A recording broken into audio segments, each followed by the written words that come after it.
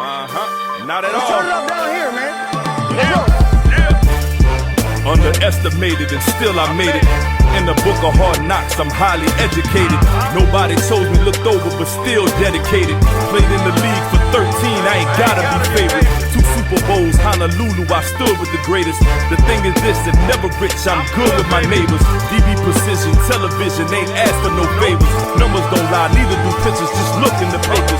No backing down or turning back, part 2 of the movie. Never the biggest, but it takes more than 2 just to move me.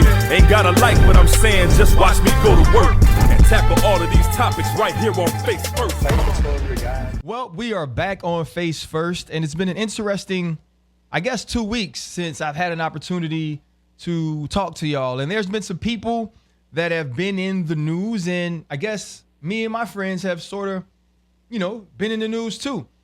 And we're going to talk about 3 different humans and what's going on with them. We're going to talk about Pete Carrol and his impassioned speech at the league meetings to the owners about diversity hires. We're going to talk about LeBron James, the greatest basketball player of this era. To some people, the GOAT. To some people, the second best ever, the third best ever, whatever it is. He's one of the best we've ever, or the greatest we've ever seen play the game, and is probably having the greatest career. And then we're going to talk a little bit about Russell Wilson, but not the normal Denver Russell Wilson talk. A little bit about what was said about Russell Wilson on the pivot and the fallout from that.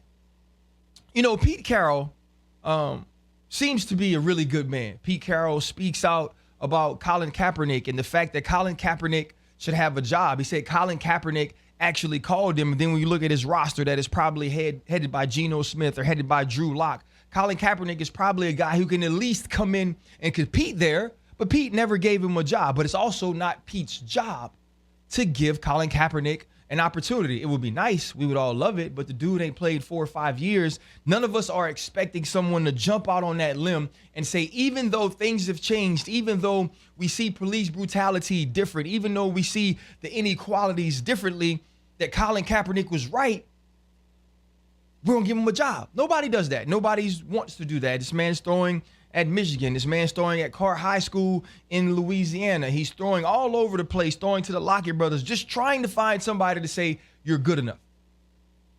But that's not what this is about. This is about Pete Carrol getting in front of the owners and giving this impassioned speech and telling the owners in the NFL, you need to get to know these candidates better as leaders.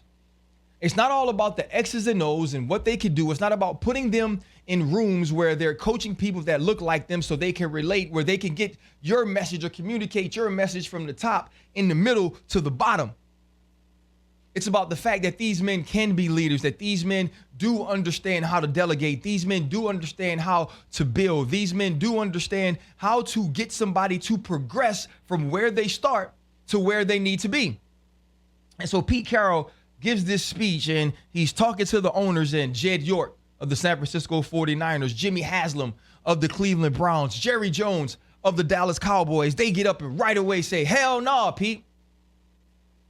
We feel you, Pete, but that ain't it. We vehemently disagree.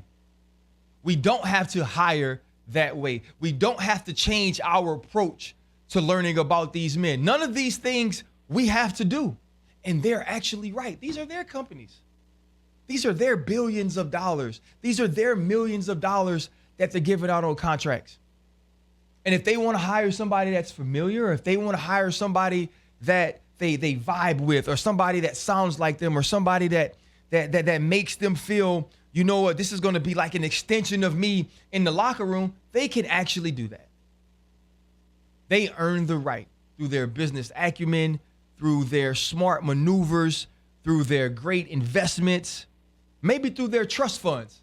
They earn the opportunity to do that. And so in that, it's like, all right, go ahead, do what you got to do. But Pete Carrol in this situation was a good one. Pete Carrol in this situation was saying, you know what? I want to make sure that at least a white voice is heard in support of these African-American coaches, of these minority coaches. And so let's think a little bit about another coach who is very vocal when it comes to minority hirings, Bruce Arians. Bruce Arians lets you know that he feels that diversity is important in an organization. But we also see it.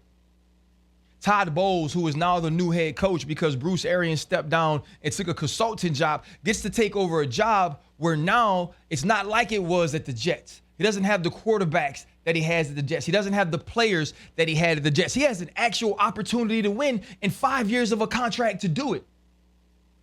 Bruce Arians understood that the way that hiring is taking place, that the Rooney Rule is already being switched up and now includes women, which I'm not saying is wrong, but it certainly dilutes the rule where it's saying we just got to hire you for a year. We basically got to give you an internship or a tryout. Bruce Arians understands the hypocrisy and all of that. So Goody was his assistant head coach. Todd Bowles was his defensive coordinator. His special teams coordinator was a black man. Byron Leftwich is his offensive coordinator. He hires women all around the building in different places to allow them to learn and then elevate in the ranks of the coaches. See, Bruce Arians puts his hiring where his mouth is. And so let's look at Pete Carroll. Pete Carroll's been there, 12 years? Pete Carroll's never hired an offensive coordinator that was black, which is where a ton, I think 75 to 80% of the coaching hires come from. Pete Carroll hired, I think, 2 relatives, maybe 2 of his kids. Those hires could have gone to somewhere else, but I've already spoken, and we all know about the nepotism that exists in football. And so when I think about Pete Carroll, I say, I appreciate the words, Pete, but put the hiring where your mouth is, bro. And it's one of those things that you can't seem ungrateful, right? You can't seem like someone giving an impassioned speech when they know it's not going to be received necessarily well. Someone putting themselves out front of this movement or out front of this conversation. You can't be ungrateful for that. You can't be unappreciative when it comes to that. But you can look at that and say, okay, do your words match your actions? Herm Edwards, who coaches at Arizona State, when you walk in, he has a sign and it says words and actions. And it's asking that the things that you say, can I look at your life? Can I look at what you do? Can I look at your job and say, I can listen to everything he says because I see it in his movements? It's not what we see from Pete Carroll. And so when Pete Carroll is standing in front of these owners, in front of these other coaches, and he's giving this impassioned speech, I wonder if it's falling on deaf ears because Pete Carroll doesn't live that way. It's like asking a player to be tough when you're soft as tissue in your real life. You can't tell me I went and to fill this gap slowly, or I went and filled this gap softly, pause, and think to yourself, but I wouldn't do it. Or have me look at you and say, you wouldn't do it. No, you can say I did it incorrectly or this is the way to be better. But when you aren't doing something yourself and you're trying to tell somebody else to do it, sometimes that falls on deaf ears. And so what I do say is, and what I do feel is, Pete Carroll, you are right. Things need to change. Owners need to look at these young minority coaches and see that they have the ability to lead. They have the wherewithal to be out front. They have the skills, they have the intelligence, they have the communication that they can stand in front of your room and parse out or disseminate the message that you want given. It may sound different. It may look different, but it's the message of winners if you give them the opportunity. That's what Pete Carroll was trying to say. But again, to Pete, I say, hey, Pete, if you believe that, live that. And someone as successful as Pete Carroll, though, he gains a little bit of cachet. Like he gets an opportunity to say these things and to be this way because he's won Super Bowls and he's been to multiple Super Bowls and he's had all pros and he's done a great job at coaching. He's been a national championship coach on the college level. We've seen him at the top of the game at both levels for a very long time. Another guy that's like that is LeBron James. LeBron James is the greatest player of this era. LeBron James is a guy that has put teams together in different places that have won championships. You go to the big three in Miami. That was a D Wade, Chris Bosh, LeBron James thing, right? They finagled contracts and moved around money to make sure this guy who may not be getting as many endorsements can get enough money. They changed the way that they played in the sense to allow LeBron to lead. D Wade takes a step back when he needs to be that leader and do certain things. He steps up. Chris Bosh doesn't take as many shots, becomes a rebounder, defender, a shot blocker, all of these different things. LeBron did that. Then he goes back to Cleveland, and now it's Kevin Love and it's Kyrie Irving, and you're down 3-1 to the Golden State Warriors, who at that time people thought was the best team that was ever put together. And you come back, Draymond Green is suspended for a game. You come back, you get the huge block, Kyrie Irving with the step back on Steph Curry, and you win there. Then you go to Los Angeles and you get AD to come with your Clutch Sports brother as his agent, Rich Paul, and now you get into the bubble and you win another championship there. So now you have these 4 championships. You've been to double-digit championships. You are the guy. You make the decisions. So you get into the offseason now, and, you know, we already have AD. There's the Kyle Kuzmas and the different people that make your team up, right? And you say, you know what? This ain't it. We need another guy. And so it's DeMar DeRozan and the Brody Russell Westbrook. Let me be clear. I love Russell Westbrook. Period, point blank. He is my favorite basketball player that's playing in the league right now. Not because I think he's super skilled or because I think he's the best, just because I feel like he just plays hard as hell and it matters to him. That he's going to go full speed, 100%.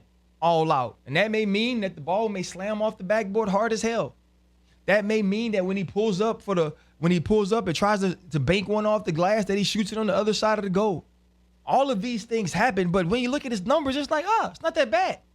It's not what he used to be, but we knew that. When he, Carmelo, Dwight Howard, AD, LeBron are taking a picture before the season, what we're looking at is like, man, if this was 6 years ago, they may not lose a game. But it's not. It's 2022, and LeBron's 37. It's 2022, and AD gets hurt. It's 2022, Russell Westbrook's not what he used to be. It's 2022, Carmelo's relegated to a spot-up shooter. And so all of these things, with all of these greats, with all of these Hall of Famers that are on these teams, they now don't tie in. LeBron misses a ton of games. AD misses a ton of games. Russell Westbrook's not playing at a high level. And so you get to the point where you put this team together. There was all this excitement around what they were going to be, and they're nothing. And what I mean by they're nothing is you get eliminated for playoff contention. LeBron James is sitting on the sideline in his glasses because it's over. But when you put this team together and you handpick Frank Vogel and you handpick this player, you say, you know what? You earned that. With a success comes great power.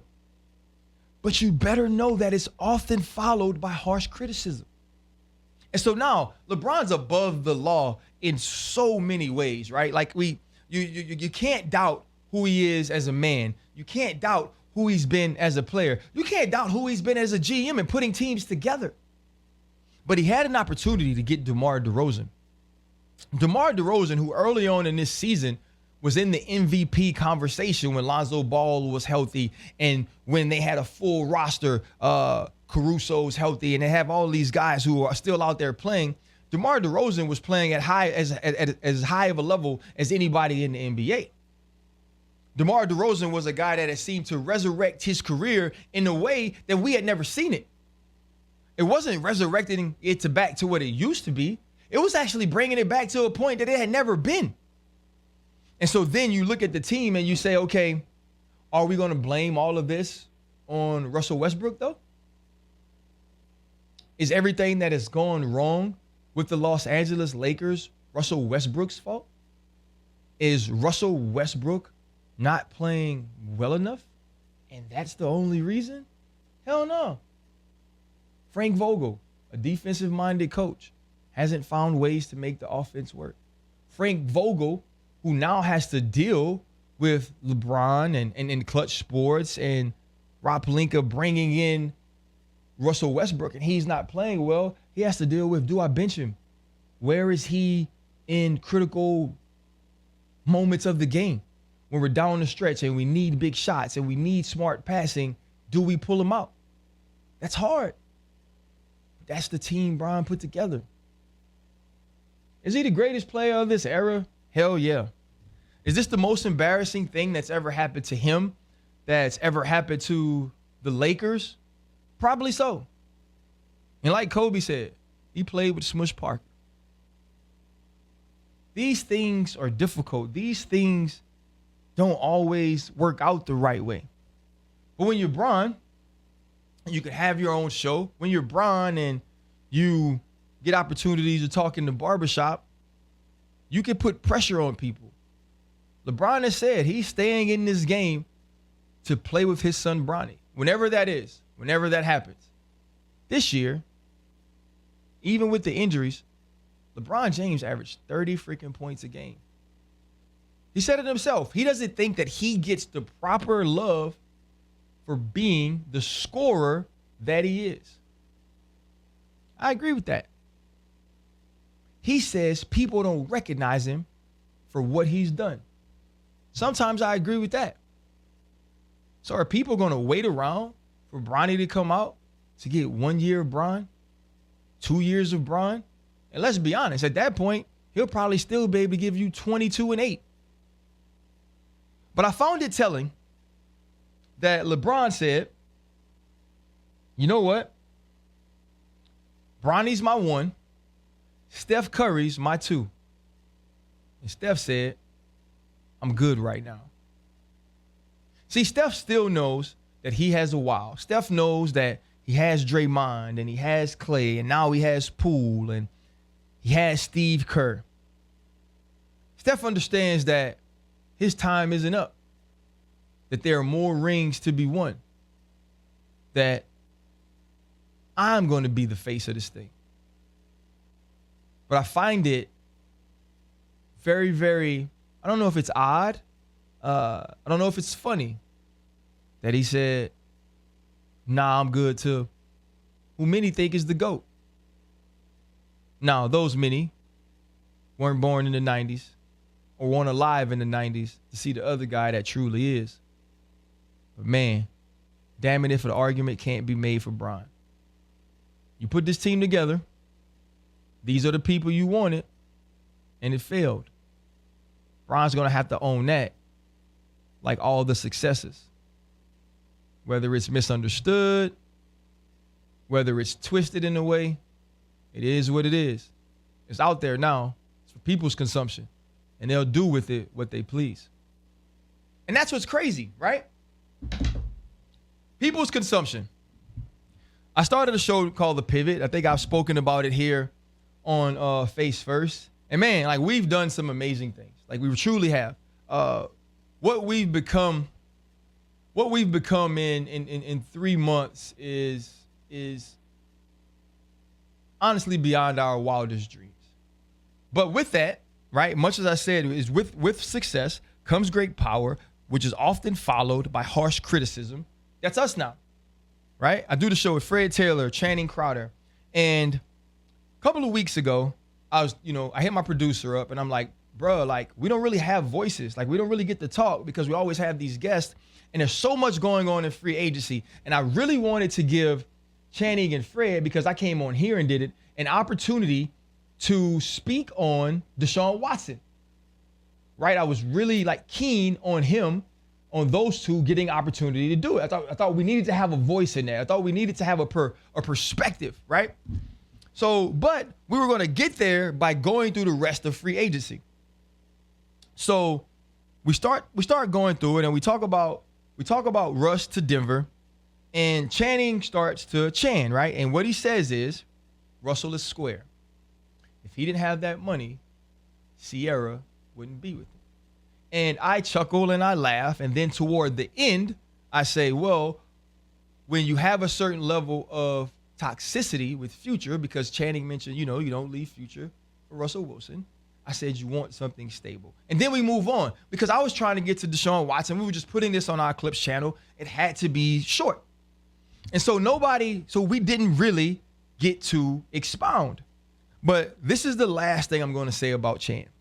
Anyone who thought that Channing Crowder was saying that Russ is square because he is a great husband, because he is a great father, has absolutely lost their mind. They know that wasn't it.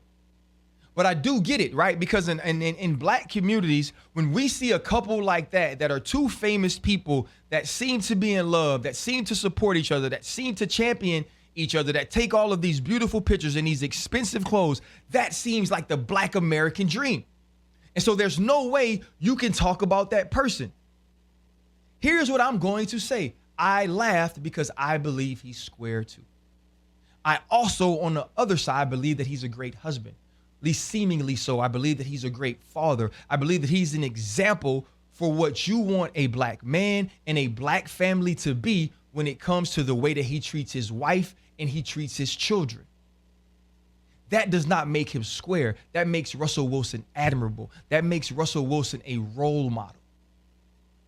And so many people started to come at me and say I had something personal against him because I said he wasn't an all-time great. Let me be very clear. I think Russell Wilson is very good at football. He's a very good quarterback.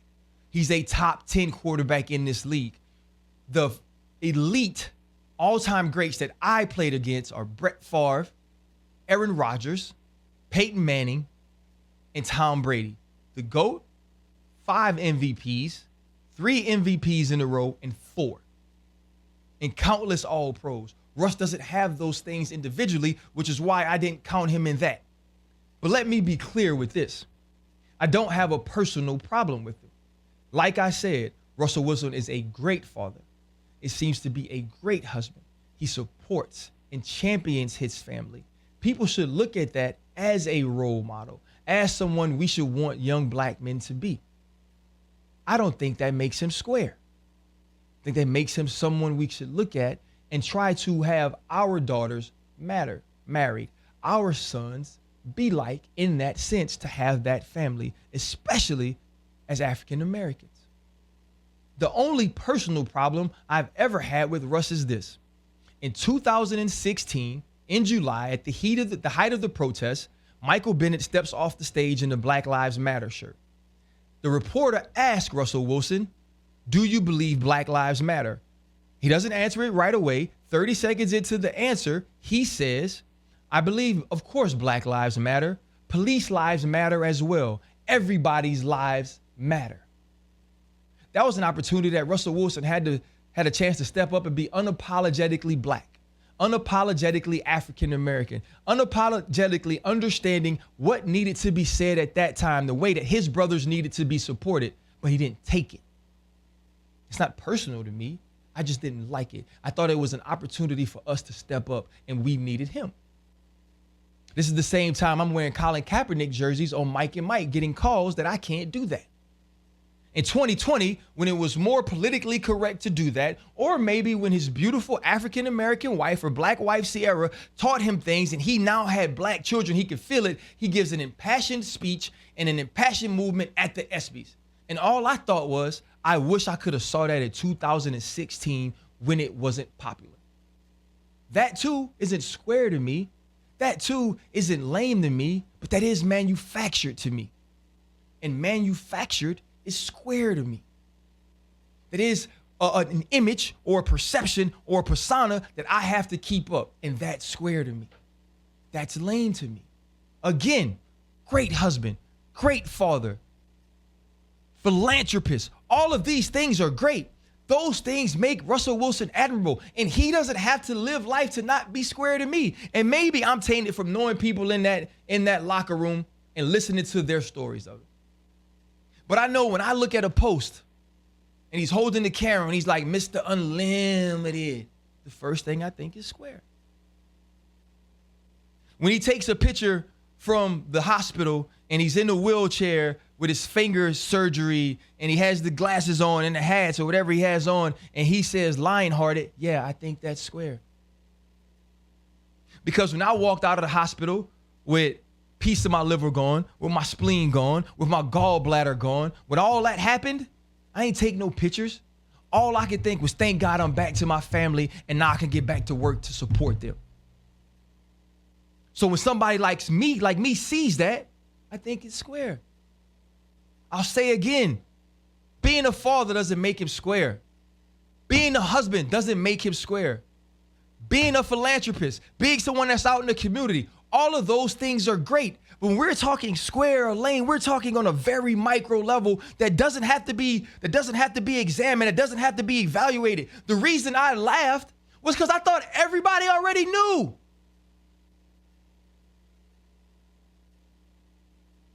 So let's be clear to all the people that are dogging my co-host. It's not square because he's married. He's not square because he does it the right way. He's not square because he's a great father. I don't believe that Sierra is with Russell Wilson because he's rich. Now, I do believe without the success, without the money, he's not running in circles where him reaching out to Sierra is received the way it is. But that's life. That's why we see so many actors date actors or entertainers date entertainers, because those are the people you get to be around. Those are the people that have access to you. But I believe Sierra loves her husband. I believe Sierra loves being treated right by Russell Wilson. I believe Sierra is also a woman that supports her man, also a woman that is a great mother. They are examples of what good couples look like, at least publicly. So, as I end, I'm going to say this. The pivot going to keep rolling. It's not always going to be Michael Beasley. It's not always going to be Antonio Brown. It's not always going to be Alex Rodriguez giving financial literacy. Sometimes we're going to say some stuff that's going to piss you off. It's not always going to be Malcolm Jenkins, and we talk about the black empowerment. We talk about empowering black women or how devalued they are. Sometimes we're going to F off, as my friend would say. But no, again, even the good ones have imperfections. Even the great ones have missteps. Even great shows go awry sometimes. No good deed goes unpunished. No bad deed gets to escape consequences. This is the pivot, but it's face first. Y'all be good. Not at all. Turn it up down here, man. Underestimated and still I made it. In the book of hard knocks, I'm highly educated. Nobody chose me, looked over, but still dedicated. Played in the league for 13, I ain't gotta be favorite. 2 Super Bowls, Honolulu, I stood with the greatest. The thing is this, if never rich, I'm good with my neighbors. DB precision, television, ain't asked for no favors. Numbers don't lie, neither do pictures, just look in the papers. No backing down or turning back, part 2 of the movie.